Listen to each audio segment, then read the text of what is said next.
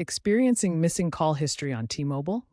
It's often due to sync problems between your device and T-Mobile's servers. The My T-Mobile app syncs call logs via cellular or Wi-Fi using APIs, but weak signals or interruptions can cause incomplete data pulls. App permissions are also key. Ensure the T-Mobile app has access to your phone logs in your phone settings. Your app may have outdated locally stored data. Clearing the app cache may fix the problem. Device resets, OS updates, or SIM card changes can also reset sync states, so keep an eye on this. T-Mobile has been actively working on these issues, with updates to the My T-Mobile app using 5G Ultra capacity for faster syncing.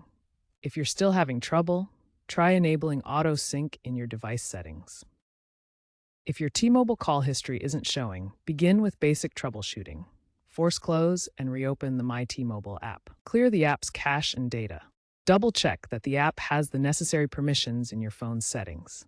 Also, make sure that your device is connected to a stable network. If problems persist, use T-Mobile's AI-powered chatbot for quick diagnostics, which can resolve most sync issues in minutes. Looking ahead, expect AI-driven solutions to predict and resolve these issues preemptively, potentially alerting you to outages.